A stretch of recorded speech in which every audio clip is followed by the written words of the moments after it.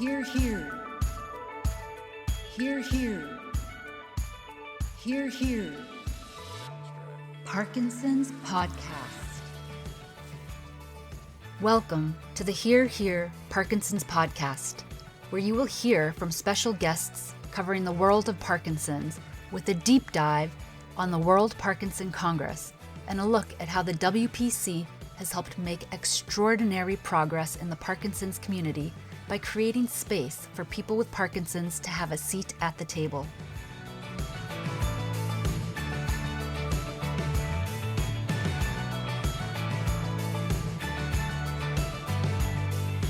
Hello, and welcome to Hear Hear Podcast. This is a program brought to you by the World Parkinson Coalition as we count down the months to the 7th World Parkinson Congress. My name is Eli Pollard. I'm the Executive Director at the World Parkinson Coalition, and I am joined today by my co-host, one of our Parkinson ambassadors, Laura Olmos. Do you want to say hi, Laura? Hi to everybody. I'm really excited to be here. Thank We're you. both excited to be here. So Laura and I have the great honor of meeting with Dr. Mayela Rodriguez Violante, who comes to us from Mexico and has been attending and participating in the World Parkinson Congresses now for a while, I think. I can't remember when it started, but we'll get to that in a minute. So welcome, Dr. Violante. It's great to have you. Can you introduce yourself to everyone so we can hear a little about who you are and where you're coming from? Yes, and thank you so much for inviting me. For me, it's a real honor to share this space with you, with Eli and Laura. That I know Laura for many years now, and hopefully to connect with people who live with Parkinson's and their families and anyone curious about Parkinson's disease. I am a neurologist for more than 20 years, and I've dedicated my life to movement disorders, especially Parkinson's disease. But I believe that more than a doctor, I see myself as a companion, someone who walks alongside with patients in this journey. So I've been working with WPC since I think Portland, but I attended WPC in Montreal for first time in 2013. It was my first time in WPC, and really, in that time, I didn't know what to expect. It was my first time. Okay, what is it? Because I don't understand, no, my typical way to see the Congress, no, in one part all the researchers, all the communications, and in the other part patients, families, caregivers, everything, no. So it was a shock in the first place, no. Okay, we are together, so I can sit with a patient. No, I remember a dyskinetic patient, and I was like, oh my God, no, he's suffering too much. And then starting to look these amazing conferences, and I think in that occasion the patient can understand that, and was absolutely amazing. No, the kind of questions that one patient could be done perfectly think about this own disease. No, so I was, oh my God, obviously the patient knows more than us about the disease. So I it love was that, amazing. I do think that it's been an evolution. You know, when we started the World Parkinson Congress in 2006, that was the first time people with Parkinson's came into the meeting. And even for them, it was a learning process. Like, how do you participate in a scientific meeting, right? You can't ask questions about yourself. You're asking general questions about the science and the care. And so it took a little while to even prepare and educate the people living with Parkinson's on how to get the most out of a scientific meeting, how to talk, how to ask questions, how to participate. But now I feel like often the questions that come in from people with Parkinson's are savvier and more challenging. More challenging, really. Doctors. Exactly. So I love what you said about how you say that you're a companion, sort of walking alongside your patient. I think that in the movement disorder space, that is more true than maybe other health spaces. And it's one of the reasons I love Parkinson's so much, is that I don't love Parkinson's, but I love the Parkinson's community.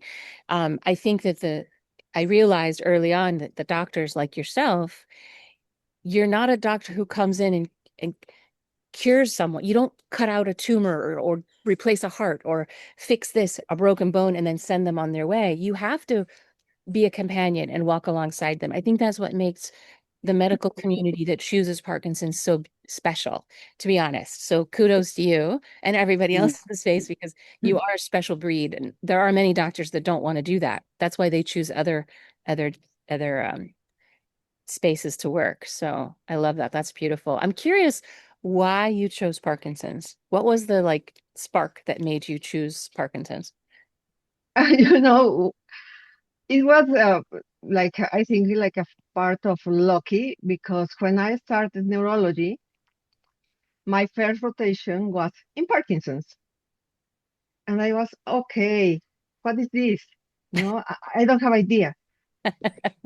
And my professor was amazing with the patients in that time.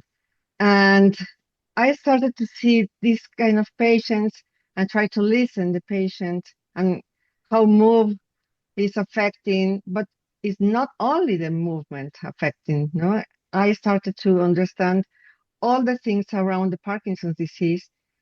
And the most shocking part was when I saw a patient in his 20s with Parkinson's. Okay, no, this is incredible. How can someone with 20 years have Parkinson's, and then what happens? No, because Parkinson's is a long history. So I have to think for a patient, not in a short time. I have to think for a patient in a long time. And this is why I refer I have to go with the patient and try to understand, I try to communicate and take some I think we could deliberate how can we treat the disease and what things we could do, but in a long term. Yeah. Because we have to be friends in some time. You do. Right. Exactly. No? I'm not only your physician. And maybe if you don't like it, you don't like me, you have to find someone who like you and try to understand each other, because it's a long time. Yeah. Period. So Yes. I think this was my first part with Parkinson's, and then I love Parkinson's, and all my residents was in Parkinson's. Yes. They didn't allow me to move for this part of Parkinson's. I have to ask, please send me to muscle and nerve and epilepsy, because I have to know about other things, about not only Parkinson, please, but mostly all my training was in Parkinson. And then I have the opportunity to go with Professor Tolosa in Barcelona. So I didn't know you trained with Dr. Tolosa. So you did yes, a fellowship, or what did you? fellowship with Eduardo Tolosa. I love Professor Tolosa. So in Barcelona, I saw a different way to treat patients. No, not only this rigid part of the Parkinson, the consulting of Parkinson. Like, you are the patient, I am the doctor, and I tell you what to do, and that's it. Next, see you in 6 months. Yeah. With all the team of Barcelona, I understand how important is the research, how important is the patient, everything about Parkinson. So when I return to Mexico, I try to do the same. I love that. I love that. It's the paying it forward, and you trained with a world-renowned doctor, so you get to now take those learnings back to Mexico. I love that. That's so great. Laura, what were you going to say? Yes, I was going to say that Dr. Mayela is like, I visited her about 2 times, 3 times, maybe in her workspace in the hospital, the institute. But people refer to her like she's like a friend. She's their doctor, but it's like a friend relationship, because they work together. They work together. I think us, like patients, like people who live with Parkinson's, have learned how to express our symptoms, because sometimes we just get there and, well, I just don't feel good. But what's happening to you? So we have learned to express how do we feel, what do we feel, when. It's like take notes and take them to the doctor. But it seems like sometimes like a friend relationship instead of doctor-patient exactly. And I'm very grateful with Dr. Mayela, because she opened her space. I mean, her work, she let me like little tour and see how it worked in the institute, how was the patients being received, and when they were in physiotherapy. And I really appreciate that, because sometimes I need to know how the patients are just going in this journey, and how are they seeing the doctors, because some of them have never been with a neurologist in movement disorder. So they don't know how to express, or they don't know how to ask. They don't know, or we don't know sometimes what are the symptoms. We just see, or we just understand that somehow we're just like that. We were just born like that. And we normalize symptoms. So when we get to the doctor, we don't know what to say, because, maybe it hurts here, it hurts there, but we don't know how to express our symptoms. So I think the World Parkinson's Congress, that's what it offers, right, to patients: education, resources, just the contact. I can't believe it's her. I mean, it's Dr. Mayela, or it's Dr. Yes, She's a yes, rock really. star. How do I approach? Yeah, something like that. Yes, like I mean, you are all like angels. Oh my gosh, is there? How am I gonna ask her? I can ask Yeah. him? And then when we connect with the Parkinson's community, we just feel so overwhelmed. I think it's like all our dopamine and levels are just so up that we don't. Well, who has Parkinson's around here? Because I can't see anybody. I remember Dr. Mayela said, I was trying out these things in the exhibition room, where the technology and all of that stuff is. Oh my God, look at them, Dr. Ingrid said, another neurologist, to Dr. Mayela. They're walking really better. The rigidity is less since last Congress. So I really just smile at that, because I think it's just we all, or you are all, just making efforts, joining efforts for us to have a better quality of life. So Yeah. thank you. Oh, Thank you. I love that. You are like a rock star. I think sometimes the doctors forget that Yes. you are like, the patients see you and they're like, oh my gosh, it's Dr. Mayela. And I've heard some patients say that when they go to the WPC, they see like Boss Bloom or like Michael Oken, and they're like, oh my God, that's that author of that book. And then Ray Dorsey, and they get very excited. I think the one thing that's so nice about the WPC, though, is that you see someone and then you see them again, and then you see them again, and then you see them again, because they don't just come in and talk and leave. They come in and they hang around, they go to the hotel, and you can continue. And it helps to create that space. So if you're nervous the first time, you'll see them again, and then you can break through your nervousness and have the conversation. Yes, that's But I'm that's curious. sweet. So one of the things that I know you for is your focus on, psychiatric, like neuropsychiatric care. And I don't want to say it's rare, but you're kind of like a unicorn, because there aren't that many of you focusing on neuropsychiatric care in Parkinson's. Like, I kind of think in my mind, like, there are immediately 4 or 5 people who come to mind, and then I can't go past that, because I'm like, okay, there's this person, this one. So how did you end up in this, looking at sort of neuropsychiatric care? What was that sort of journey like for you? Okay, that's interesting, because when I finished neurology, uh, I started neuropsychiatry in the first place. And then I started the fellowship with Eduardo Tolosa in Barcelona. So this time in this part in neuropsychiatry was like, I think, like a revelation, no? Because my institute is very different of all of the institutes. We have together neurology, neurosurgery, and psychiatry, Mm-hmm. and we work together. So we have to know about the three Great. themes. That's No, great. we are not separated. And that was the main idea when the institute was formed. So when I started with a psychiatrist, I understand this part, this organic part of all the behavior and where the anxiety comes, where depression, why psychosis, why hallucinations, why kind of hallucinations.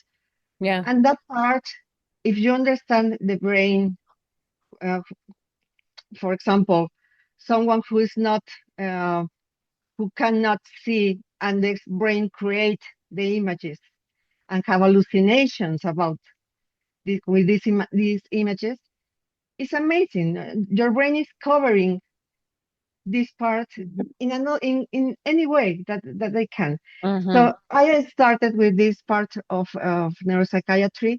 And then when I started in Barcelona was the boom of non-motor symptoms. Mm.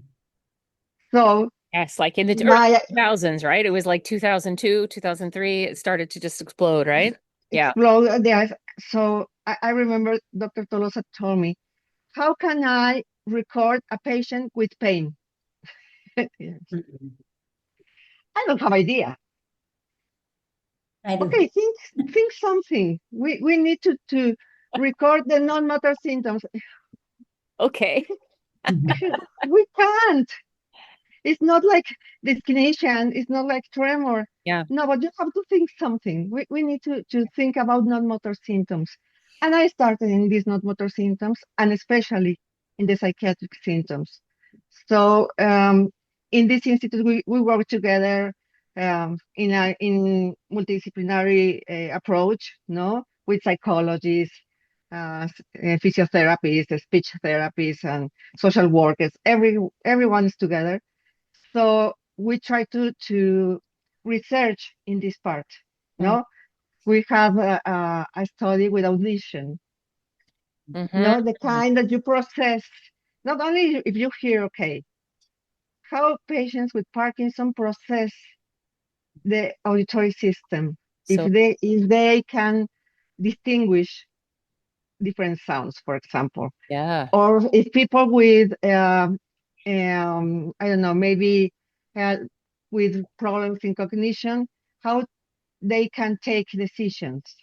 Yeah. Interesting. Yes. No, and we are trying to found biomarkers in cognition and in another kind of things. But we work in this part, and this is why I started with neuropsychiatry and then moved to movement disorders. And now I think I believe that you can't separate any movement disorder from psychiatry. You cannot. Is that what you said? You You can. cannot. Oh, interesting. Mhm. Yes. Yeah. So I try to teach my fellows and my students that you have to know how to treat these patients in all this way, no, in this multidisciplinary way. That's so interesting. I only learned recently that like 50 years ago even, psychiatry and neurology were actually one practice. You were an expert in both. And it was only in the last, what, 50, 40 years that they separated into two different disciplines. So it's interesting that you're like bringing it back together again. You're saying, no, it actually has to be together. They can't be separated.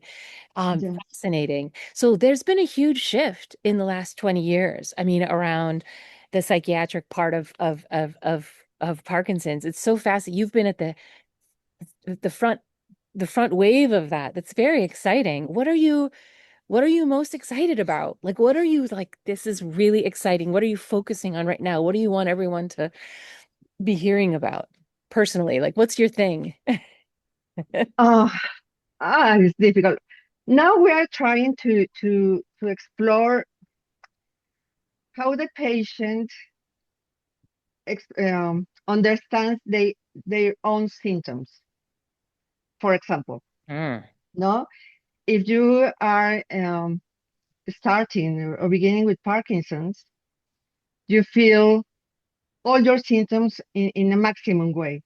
No, you feel your heart rate, you feel your breath, you feel how the tremor inside, no? They say, no, I feel a tremor, but it's not looking the tremor. So this awareness of the symptoms is very important at the beginning. And then in the time they are losing this kind of insight of the symptoms.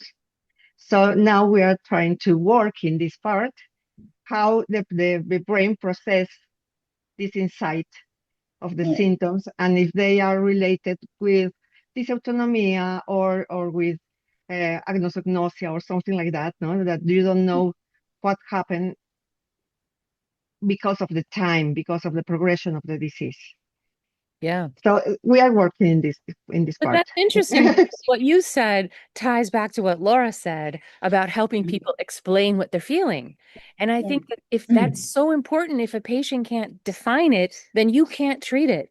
So it is so important to, I don't really think about how important that is. And I love that you're also focusing on that. Yes.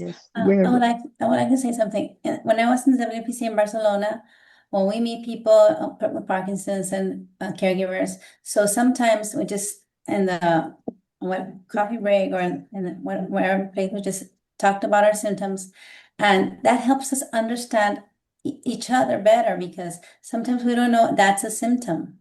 For example, oh, I have anxiety, or I just feel like I can't breathe. Oh, that's anxiety. Really? Is that anxiety? Or something else? Oh, yes, just go to the doctor, blah, blah, blah.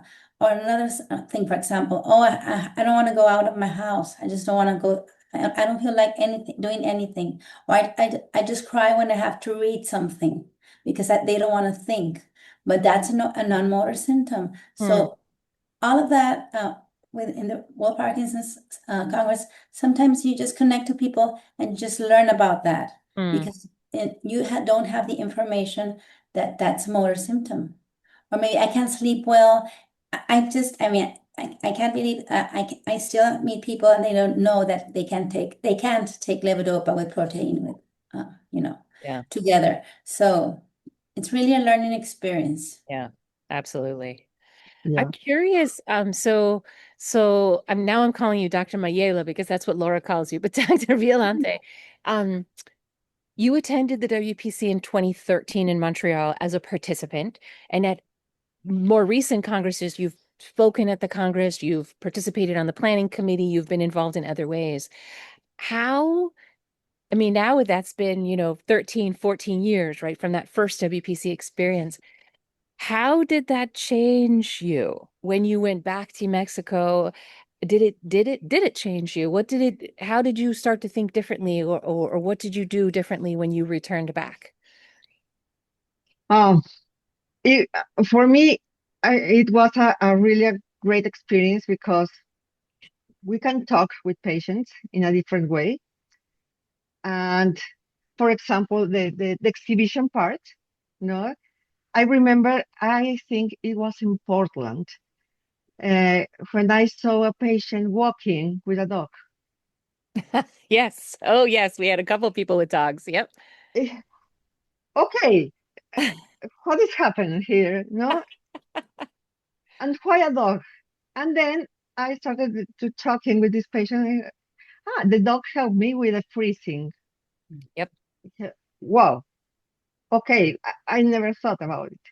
So I remember when we returned to Mexico, a colleague that Laura knows, Dr. Ingrid Estrada, tried to do something with dogs. It was really difficult. But we have some ideas for this Congress to try to educate patients, to understand more Parkinson's disease, to take decisions. I think that the patient have to take their own decisions. So I started to do some programs for patients, only for patients in a different way and with a different themes. For example, no, Laura said that you don't know that is anxiety. So we explain what's anxiety. Yep. Or maybe you don't know that if you are not sleeping well because you are going to the bathroom 4 times at the night, obviously you are not sleeping well. and that is nocturia, and you have a neurologist that can help with that, or maybe the medication for Parkinson's. So I try to every year to do something for the patients with these kind of themes, different themes, interesting and maybe not well known. And I think this part is a consequence of WPC, to look for the patient, not look only for the science. Okay, we are for the science, but we need the patients, understand the patient, and then go to the science. And in Mexico, have you seen an evolution of sort of, obviously Laura is an amazing example of sort of patient engagement, but have you seen it over the last 10 or 20 years? Are people now more vocal about Parkinson's and more understanding, or where are you sort of in the state of sort of things? And I know that's hard to generalize. Mexico is a very big country, very diverse states, but in general, what have you seen over the last like 10 or 20 years with the engagement? I think that the patients now are engaged. They have this engagement with their own disease, and they are more. They have this empowerment to confront the doctor, because there are some clinicians that they don't want this interaction. I think, why are you giving me that, or why is that, or why I'm not a good candidate for DBS, or why? So this part 10 years ago is no way. No, you only listen to the doctor and that's it. Now the patients are trying to have more information. They have more associations. That's And right. now we are trying to challenge the patients to go to the WPC. We have more patients in Barcelona. We have a lot of patients from Mexico. Yeah. My first patient was going to WPC in Portland. My first patient. Nice. Good. Well, I mean, we all know that when somebody, particularly people with Parkinson's, when they attend their first World Parkinson Congress, it's a life-changing experience. And they take that information back and they're this new energy, they have a new energy, and they're sort of educating people and empower, and it's an infectious energy, right? And then they get more people. And I do think that, yes, the more patients we can get from Mexico, it'll change the whole conversation of engagement when we return. Speaking of that, so we've got Portland. We don't have Portland. We have Phoenix, another P. We have Phoenix coming up in May. You've been part of the program committee, so you've been privy to these conversations of how we're planning. The program looks amazing, by the way, very exciting. What are you most excited about? What are you looking forward to with Phoenix coming up? Everything. Everything. Because I think we are in a time that we are changing really fast. Yep. No, I think, for example, the conversation that we had in 1 year ago, next year probably we have more clinical trials. Artificial intelligence is Yes. amazing now. Yeah. Yes. No. Everywhere. And I think we have to we expect in this WPC next year a lot of changes in that. No more rehabilitation, focus in exercise, multidisciplinary care, well-being. No, that now is important, because if you remember 5-6 years ago, talk about well-being, it was like, well-being, what is it? No. Yep. This is not important, no? Or exercise, yes, you have to do exercise. But now it's part of the treatment. And it should be. Yeah. Yeah. Laura.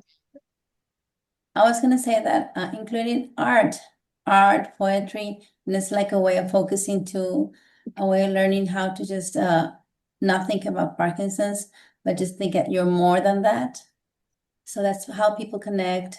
Yeah. And I think that's very important in making just approaching or maybe just learning how I feel, how the other people feel through art. This is very important. I think I'm just so grateful that WPC has art in this program. And this time there's more creativity than ever before. Dance, music, art. I hope that some of our Mexican patients will send art for the art auction and the music. There's a lot of creativity because we always believe that creativity is part of wellness, right? Creating art, or even if you're not creating the art, but you're viewing it or listening to it or participating, then it's part of your sort of wellness plan. So just trying to weave it all in. Phoenix is going to be amazing. So I am personally really excited to see sort of how it's evolved as a meeting. And I do hope we get a good response from our friends in Mexico coming into the meeting. We will have a Spanish lounge this time, so people will be able to connect with others who want to just talk in Spanish and find resources in Spanish. So, well, I'm looking at the time. I know we're kind of coming to the end of our podcast, but I have a couple of fun questions for Dr. Mayela, just because we like to get to know you on a personal level. So one question we always ask our guests is, okay, you're stuck in an elevator, and just for a short time, who would you like to be stuck in the elevator with? And it can be anybody, alive, dead, no space-time continuum consideration. It could be an older, younger version of someone, whatever it is. Who would you want to be stuck in an elevator with?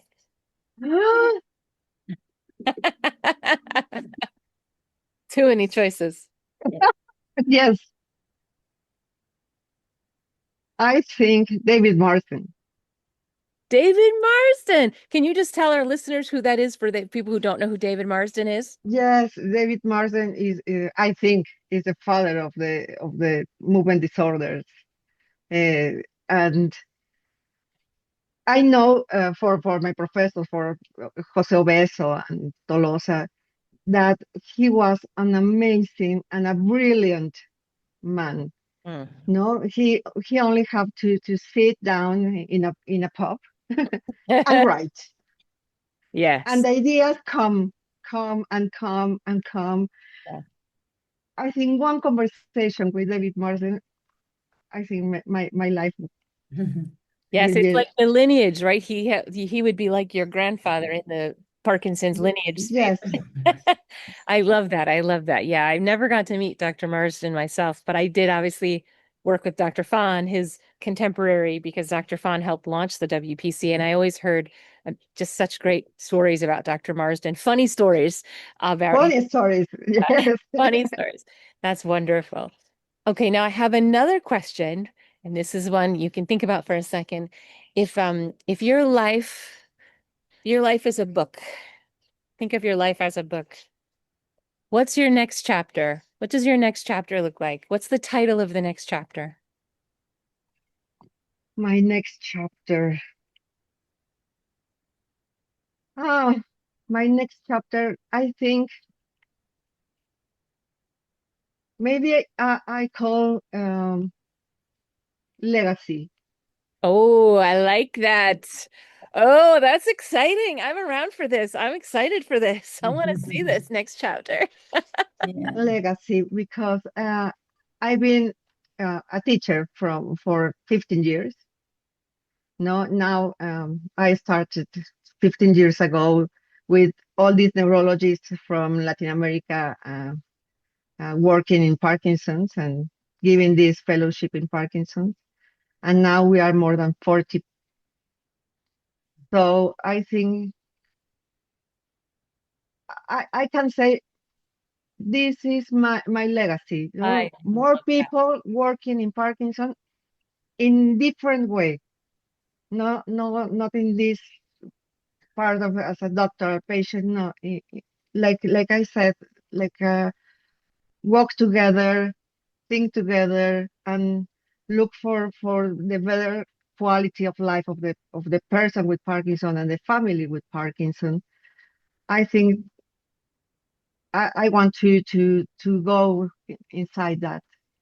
I No? think you already started, Dr. Mayela. You already You've already started that chapter. Yes, you already started that chapter. I love it. That is a perfect way to wrap up. I would say, here, that's the name of the podcast. And I would say, yes, that is a great chapter name. And I love it. And I think that that's, again, one of the things I love about this community so much is that people are thinking about, they always recognize the people who came before them, like you and Dr. Tolosa and Dr. Marsden, and the shoulders that you stand on. And now you're somebody else's hero, right? You look to Dr. Tolosa and someone else is looking to you because you started that legacy. I love that. That's why our community is amazing. This has been a really fun podcast for me. I have never had time to just sit down and talk with you before. So I find this has been really interesting for me to hear what you're up to and how you got here and what you're working on. And I think that, that everyone in the Parkinson's community in Mexico is really lucky to have you as their champion, but also even around the world. So we're very lucky to have you. Thank you. And thank you, Laura, for joining me today as a co-host. It's been a pleasure. Thank you, Dr. Mayela, for joining us. It's been really great to have a chance to meet with you and hear your story. Oh, thank you again for the invitation. It was a privilege for me being here. This is wonderful. Thank you so much.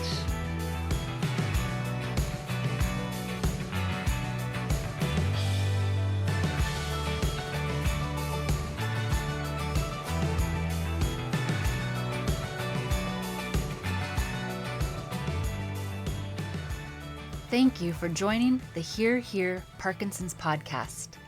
If you would like to experience the next World Parkinson Congress for yourself, to feel and see the change in real time, save the date to join us from May 24th to the 27th, 2026 in Phoenix, Arizona. Learn more at WPC2026.org. This podcast series is made possible with support from Blue Rock Therapeutics.